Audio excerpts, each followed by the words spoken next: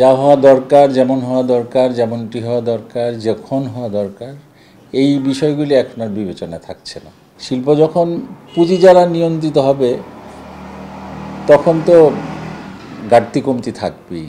শুটিংয়ের সময়টা নির্দিষ্ট করা, আমাদের রেস্টও কম হয়, এজন্য একটা প্রভাব পড়ে। যা হওয়া দরকার, যেমন হওয়া দরকার, যেমনটি হওয়া দরকার, যখন হওয়া দরকার, এই বিষয়গুলি এখন আর বিবেচনায় থাকছে না, কেউই রাখছেন না। কারণ পুঁজি যখন শিল্পকে নিয়ন্ত্রণ করবে তখন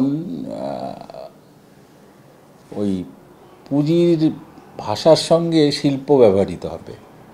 শিল্প যখন পুঁজি দ্বারা নিয়ন্ত্রিত হবে তখন তো ঘাটতি কমতি থাকবেই। তো সেই জন্যই পুঁজি তো বিনিয়োগ সবসময় শিল্পের পেছনে ছিল, এবং যাদের পুঁজি তারা শিল্প চর্চার মধ্য দিয়ে সেই পুঁজিটাকেও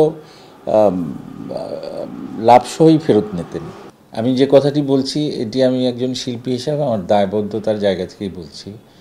এখন আমাদের এই মিডিয়াতে একটি বিষয় খুব জরুরি, সেটি হচ্ছে শুটিংয়ের সময়টা নির্দিষ্ট করা। আমাকে যদি 6টায় ডাকা হয় আমাকে 6টা ছেড়ে দিতে হবে, আমাকে 10টায় ডাকেন আমাকে 10টায় ছেড়ে দেন।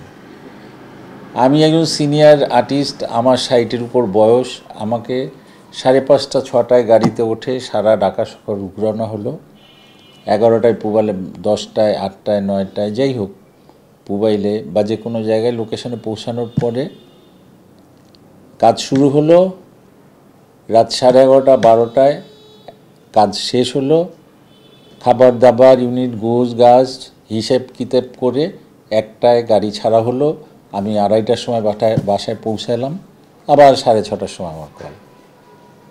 তো এই যে একটি মানুষ সকাল 6টায় উঠে আবার 3:30টায় বাসায় ঢুকে 2 ঘন্টা রেস্ট পেয়ে আবার পরের দিন সকালে যে অন্যের সেটে অন্য একটা চরিত্র অন্য একটি মানুষের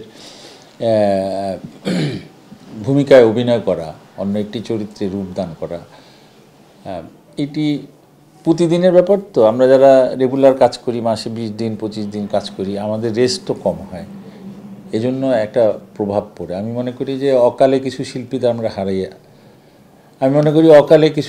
আমরা হারিয়েছি। তার মধ্যে রুমির কথা আমি বলতে চাই, এবং আরও যারা আমাদেরকে ছেড়ে চলে গেছেন, এই অনিয়মটা একটা অন্যতম কারণ। কাজেই আমি চাইব যে একটা নির্দিষ্ট সময় থাকবে যে 8 ঘন্টা কাজ করব বা 10 ঘন্টা কাজ করব, কটা থেকে কটা পর্যন্ত করব।